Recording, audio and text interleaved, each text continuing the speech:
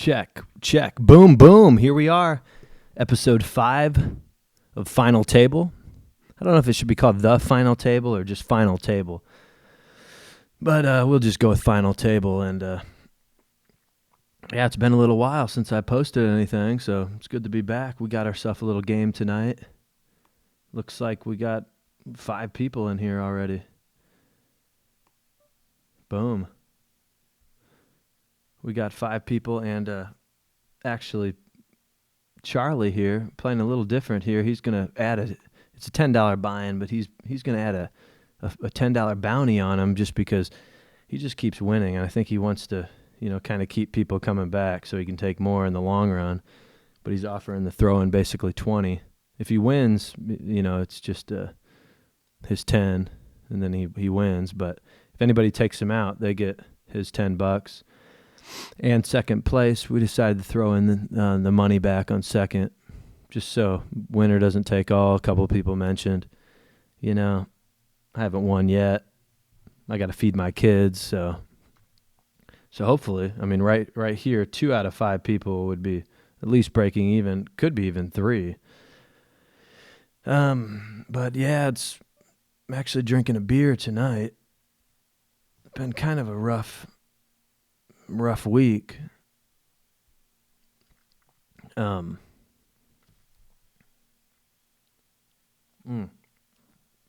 Miller Life or Miller Lite, Miller Life, High Life, Miller Life. Oh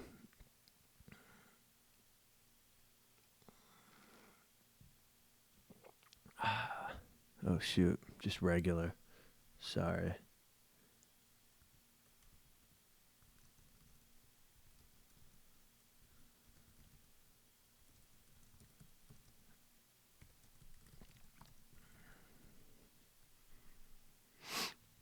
Okay.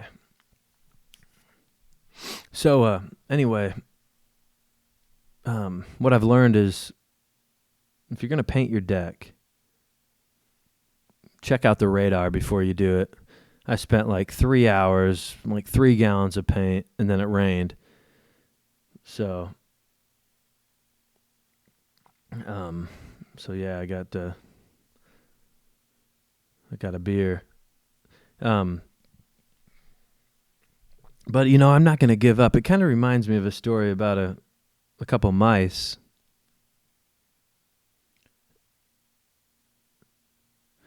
Two little mice fell in a bucket of cream.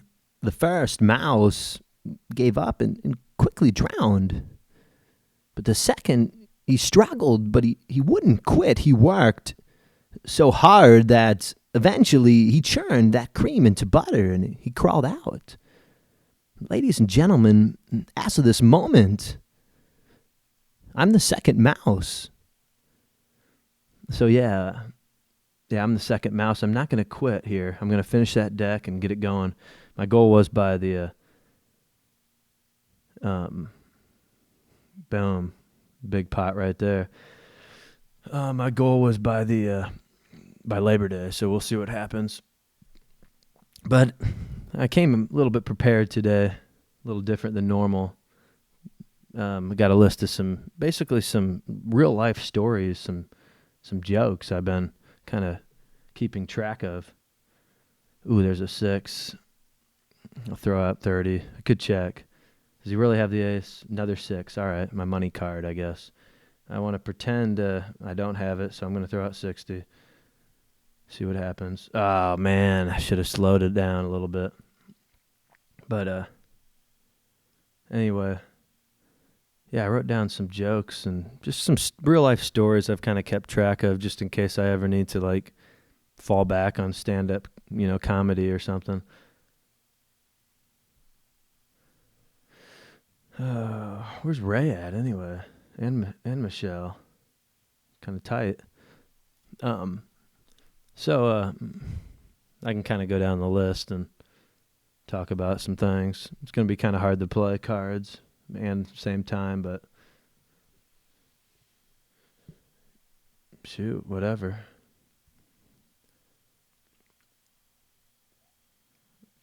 Wow, look at this. Really, mean, people have gotten a lot better, over the years. I am kind of impressed. Some of these guys have never played poker in their lives, and 3-4 months later, you raise the minimum, and you're actually getting people to fold. It's unbelievable. Either that, or they're all broke and need that $40. But yeah, it is kind of nice to play against people that seem like they know what they're doing now, instead of like Phil Hellmuth's book, Playing Poker Like the Pros, being an elephant, a calling machine.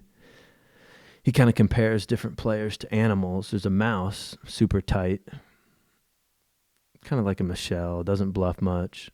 Then you got a jackal, somebody like Ray, or maybe even Jordan, goes up and down, just throwing money. You don't know if they're going to be big stack, short stack. Then you got the lion. That's kind of like a Charlie. Maybe me, but I don't win that much. It's basically an all-around, just good player. Bluffs when they think they can. Raises or kind of just mixes it up and really just wins a lot. Then there's an eagle, and that was the rarest of all. He was saying that's like the 100 best poker players in the world. Now here's a little bet right there. I'm going to just go ahead and make it 60 just to let him know, hey, I got top pair. Get out while you can. It's such a small bet, I don't see him folding. And then here's the fishy Fisher raise over here. He makes it 30 more, like a limit game. I mean, I could call for sure. I could raise, but let's see another card. Okay, now I'm going to just go in check mode, I guess. And I imagine Charlie will too. And we'll see what Fisher does. Wouldn't surprise me if he checked. Wouldn't surprise me if he bet, really. So now he throws out a monster bet. This is a pretty good sized pot, too. I have top pair. It depends on what Charlie does. I see him folding. I kind of hope he calls, so then I'll get out of it. But here comes Aaron Nush in here. We got a nice 6 people. I mean, we get 2 more people in here. It's pretty good. I mean, maybe he's on the diamond draw, but I don't think this is the right spot to pick and choose. He's gonna fire again on the river. So yeah, it was a good fold. He shows us this set there that he hit. I'll type in NH, nice hand, good job. I don't even want to play this, to be honest. Take my 15. Well, let's get to one of these stories here. Probably one of my favorite ones is the Bulldog. I was over in Terre Haute working for a couple of years, and I've always wanted an English Bulldog. Did all this crazy research, and my girlfriend at the time, wife now, was in town, and I pulled up an ad in the local paper for classifieds, and the guy just got a litter in of like 8 Bulldogs and nothing better to do on a Saturday, and drove out to this. Jeez, just hit another set. This is nuts. Holy crap. And so anyway, we drive out to this house, hole in the wall trailer out in the middle of nowhere. It looks like a beginning of a horror movie. I'll just call. Should probably raise, but and we walk in. He's selling these puppies for $2,500 a piece. Top pair again against 8 cards here. You think you're pretty good, but the kicker's not the best. Somebody could have a 3 queen. Somebody could have, but you can't think that way all the time. Right now, I'm thinking I got the best. The pot's 150. If it gets to me, I'm throwing out 75. There's Mark Pate. See, he's a pretty solid player.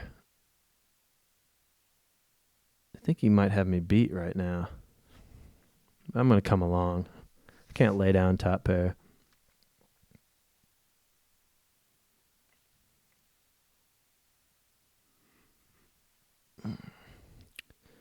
Didn't help me. Probably didn't hurt me.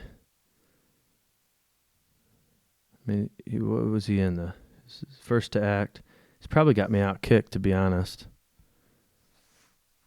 But let's see. I'm almost put him on like a king jack.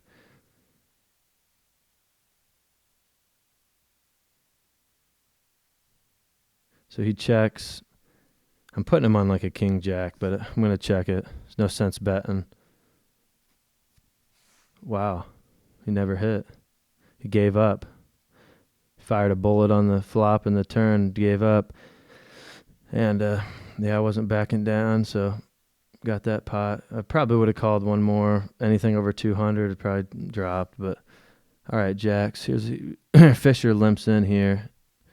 I'm just going to make it 90. Let's just see what happens here. Hoping to play maybe one person, maybe none. I mean, beautiful flop for jacks, right?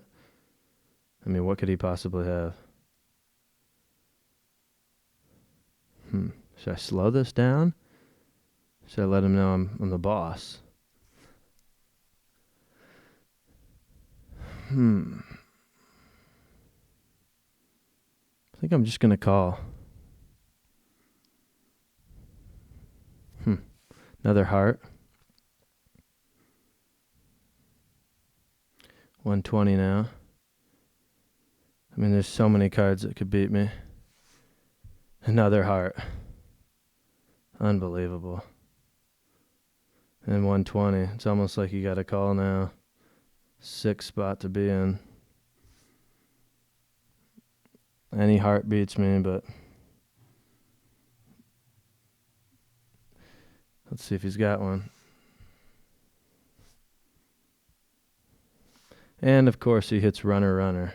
Nice pot. I guess I should have raised the flop, but the thing is, he calls. He calls, so, I mean, I guess I should have raised on the flop, but the thing is he calls a lot of cards.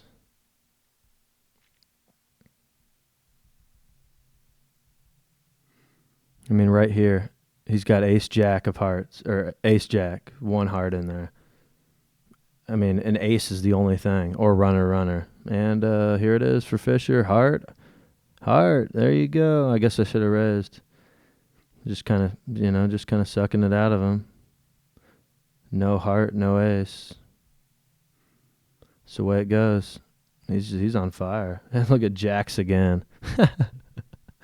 This is nuts. Oh, this is crazy. Let's see if he'll give me some of my chips back. Nope. Charlie? Anybody want to help me out? All right, I'm still in this, no big deal. But yeah, so we're checking out these Bulldogs, and there's this huge dude, taller than me, with like overalls, typical like Terre Haute looking guy. And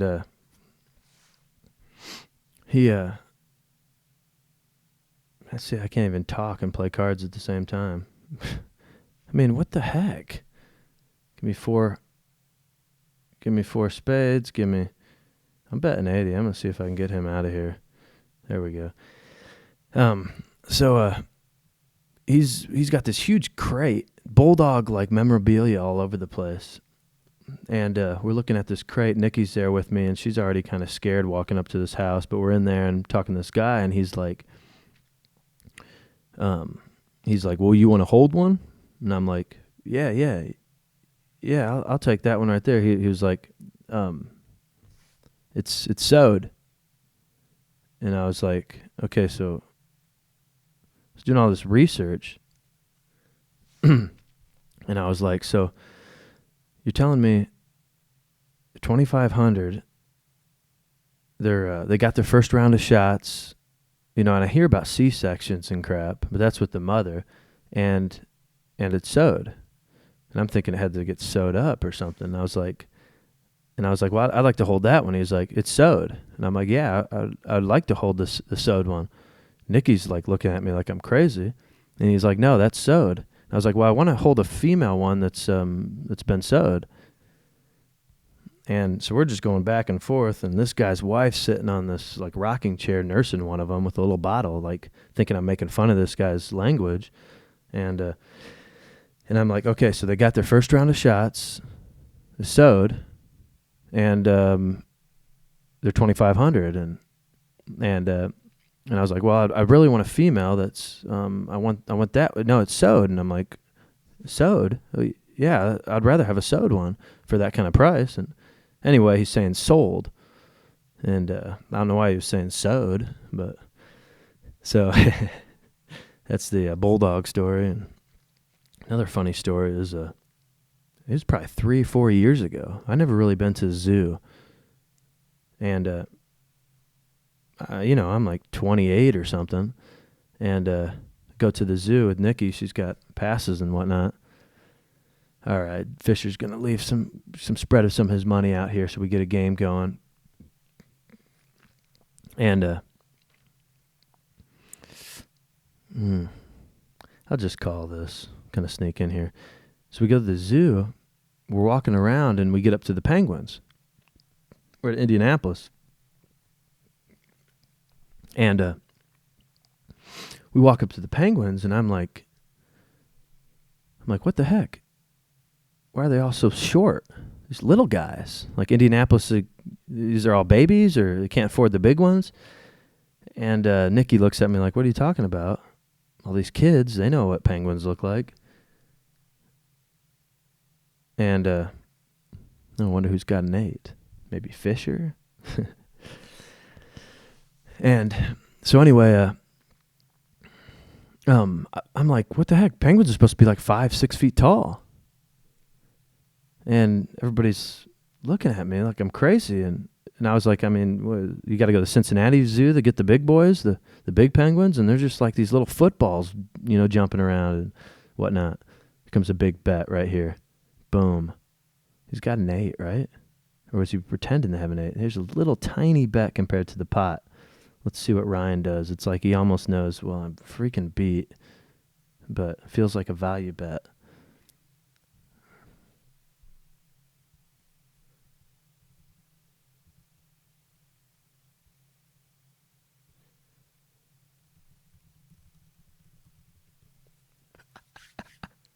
Oh, shoot. If he doesn't have an ace, I have a pocket pair. Yeah, only one way to find out. So, I mean, I've always thought penguins were 5 or 6 feet tall. Like, because you look up any kid's book, they're never next to anything that you can kind of scale the size. It's always like a giant iceberg. Full house, man. I mean, what the heck? This is nuts.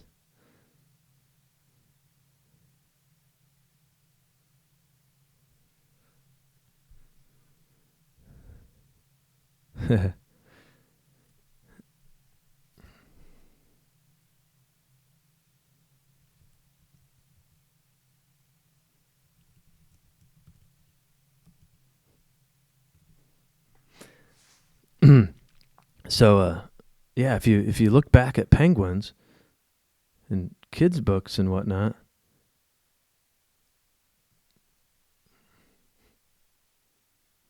oh man, I told you, Jordan, he'll call with anything pre-flop, especially if it's suited. But yeah, if you look back at kids' book, you never see them next to like a human or something. Then if they're up to their shins, I'd be like, yeah, penguins are small. But you see them next to, icebergs and Iceland and Antarctica and giant, ocean waves. And I just assumed that they're a lot bigger. So that was a huge kind of eye-opener. Everything else looked pretty much to scale.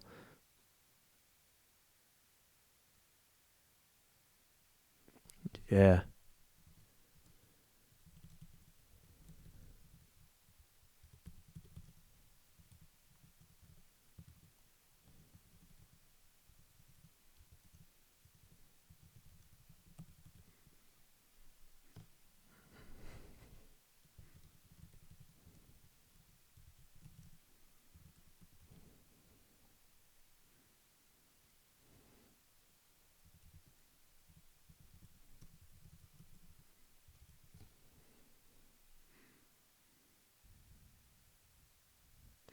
All right, I'll bump it up a little bit.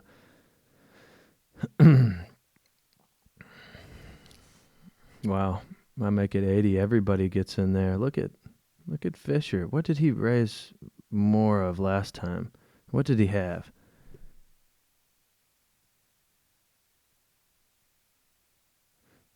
Huh, this could be a big pot. This could be a huge pot. Could be going out on this pot. Oh, money. Money. All right.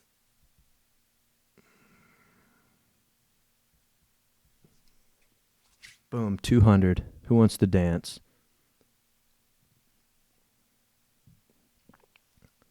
And there's a freaking spade. Unfreaking believable. Unfreaking believable. You know another spade's coming, right?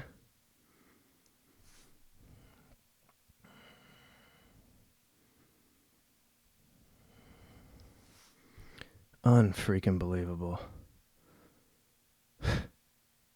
Oh my gosh.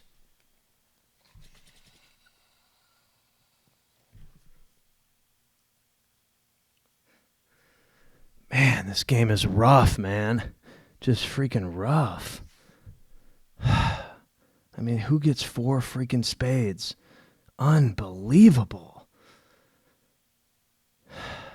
Jeez. It just happening to me all night. And he checks it.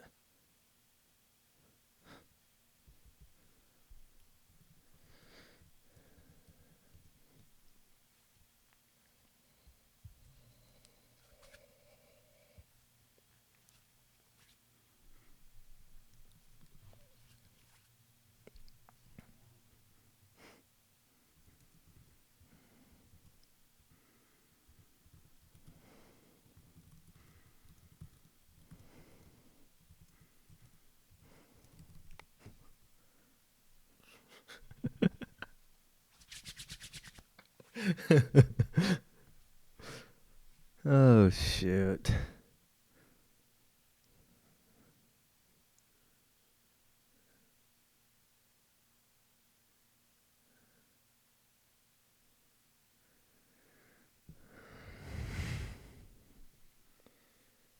I was saying no spade the whole... I mean, just no spade, man.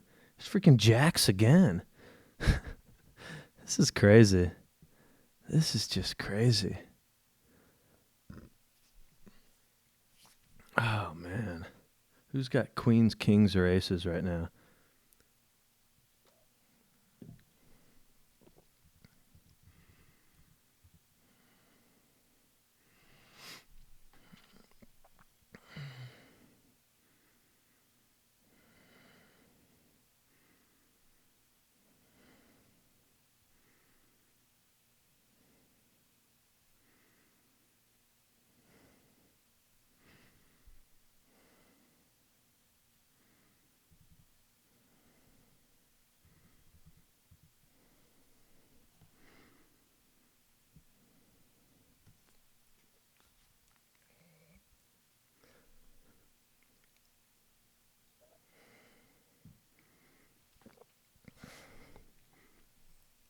Say good game, queens. Let's see what Pate does. Boom, calls. Got to think I'm ahead. And here's Charlie over here. Shows ace 9. Ace jack, huge favorite. No 9. Boom, got it. Wow.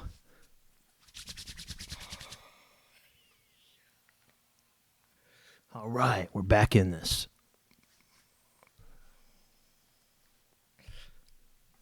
Back in this, buddy. All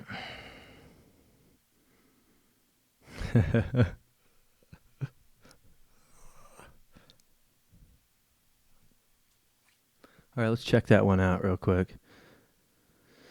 I mean, So ace nine, so he would have hit a straight. That's why Charlie would have won. He would have won on the river. I'd have been ticked. Oh, man, this is just brutal. This is brutal. I'm going to come back and win this, though. So, anyway, by the flop, he had 30%, 70%. That's where you want to be when you're all in, right? He had an extra out there, an extra 4 outs, hitting at 9. Ace or 9. Boom, now queen comes. So actually, well, a king or an ace could have got it for him. Wow. That's poker. That's poker.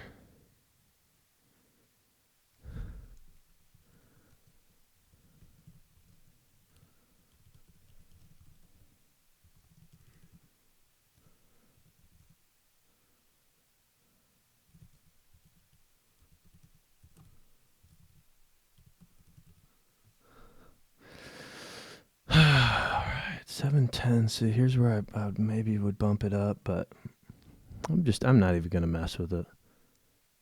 Oh shoot, we got 14 minutes left on this power.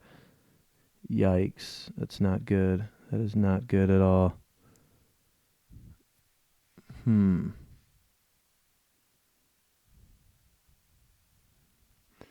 install it on my other computer. Have to end the show. Wow, that power just drained quick. It's maybe because I'm recording this.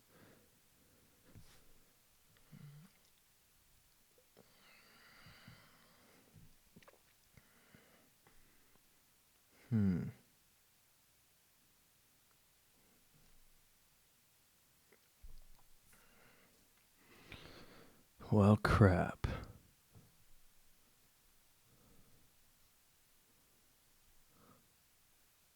$13. I could just go crazy.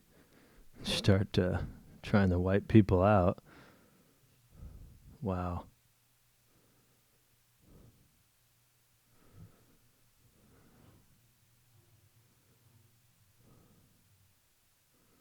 Wow.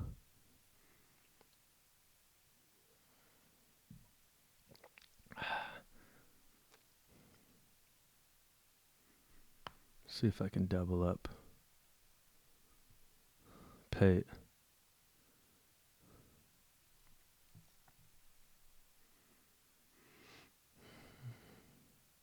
Yeah. I mean, I gotta be behind, right? But what the heck? I'm actually ahead, and I hit the 5. Unreal. 3 5s. Wow. Should have been probably a split pot.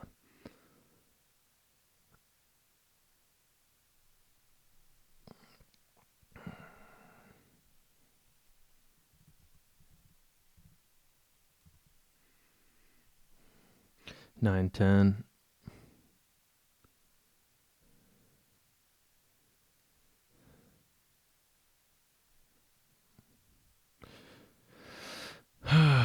Yeah, Ray and Michelle never showed.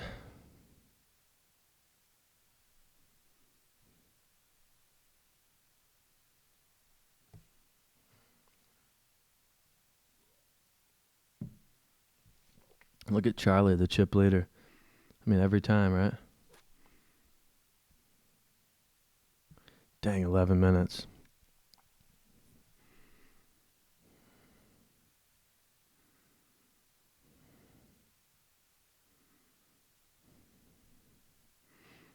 Let's go up a hand.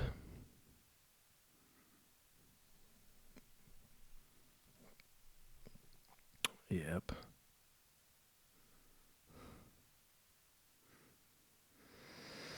Oh, boy. Well, yeah, I might have to just shut the show down and go jump on a different computer, see if it'll let me do that. Because I'm out of power. Dang, that sucks. We'll never know who won. Low battery.